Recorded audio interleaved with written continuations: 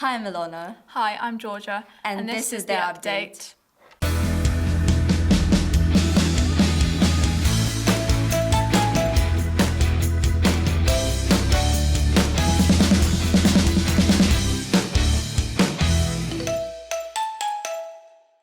It's the UCA's internal deadline for students applying to university. On 21st of November, a big final push now to get this application completed. As well as that, the Advanced Skills deadline for Future Destination Task 1 is due the 30th of November, so please keep an eye out on the submissions page for a support checklist from Mrs. Phillips on Teams, so you can make sure you have everything required and that it is to a high standard.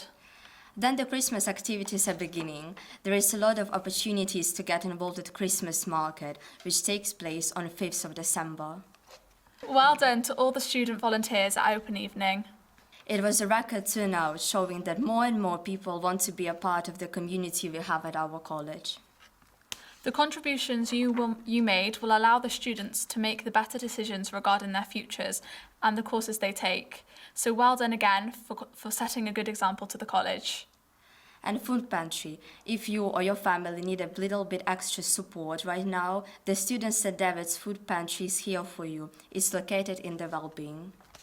This Wednesday is International Men's Day, and a group of teachers and students got together to chat about the issues young men are facing these days. Take a look. Hello, this is a podcast for International Men's Day. The first topic I have on my list is the sort of daunting one of men's mental health. I think that society has not allowed men to display their emotions positively when it comes to struggles around mental health. There is a sort of a fear for men to be vulnerable. So I think there's a crisis of masculinity. I think we've got a crisis of what does it mean to be a man. I think society has... That's one of the questions I got on here. I think that is the case. I think society needs to look at this again. I think for a long time it's been something that's been forgotten about. We've had a really positive, radical vision for femininity.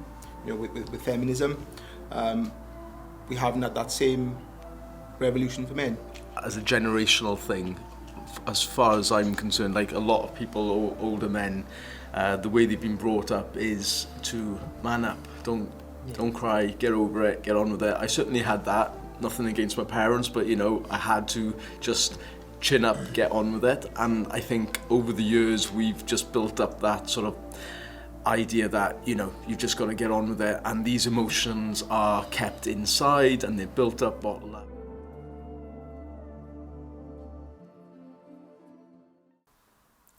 The basketball team are now on a run. Well done to the Saints, who won 74-64 against SGS in their cup before the beefing Exeter College 68-60 in the league. It's great to see the basketball team getting monument. And planning for Culture Day has now begun, and we have a new segment where each week we'll be asking students some questions about their culture. So here, take a look.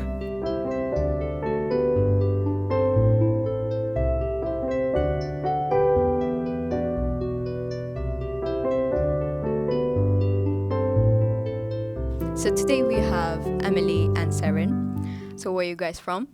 Wales. What does being Welsh and living in Cardiff mean to you? I'm Welsh, and I think living in Cardiff as someone who's Welsh is really important to me. There's a lot of communities here, and of course, like when you go into town shopping, you see the castle, you see the stadium, and it's just nice to have that sense of community and belonging. But also, to go alongside Amelie's point, being Welsh in Cardiff is much different than being Welsh in Wales, as there are not a lot of Welsh speakers, but it's definitely a unique experience. So as you mentioned that you are Welsh, so how do you celebrate your identity here in Wales? Every year in the summer, I really enjoy going to the Eisteddfod and the Tafwyl, which are Welsh events that embrace music, culture, food, across Wales, really. As well as that, I try and speak as much Welsh as I can with as many people as possible to spread their awareness. So what is your favourite word or saying in Welsh? Mine is a bit of a strange one. I don't think everyone knows what the word is, but it's sbigoglis, and it is spinach, and I think it is a word that is just incredible. My favourite word is pilipala, which is butterfly, but there's also a town in, I want to say, North Wales called Llanfair Pwllgwyngyll, Go Gerrill Gwynroblis, Llandysylio Go Go Goch, and my mum loves to say it all the time. I think it's very interesting. So that is it for this week. Stay tuned to the next week to learn about some more cultures. Thanks, Deepra, and thanks, Emily and Cyril. Weather. And of course, no update episode is completed without looking at the weather. Thomas, what is it looking like?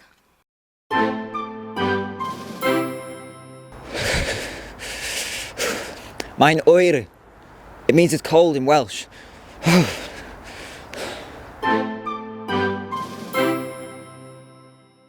Yeah, great. And now moving on, this Wednesday is Red Wednesday, a day where we come together to pray in solidarity with Christians throughout the world who face persecution or discrimination for their faith. Join us as we stand together in prayer by wearing something red on Wednesday the 19th of November and come along to Holy Mass.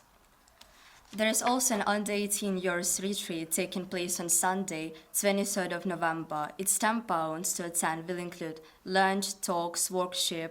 If you're interested, let Dr. Tretton know. And that's it from us. See you at the next episode.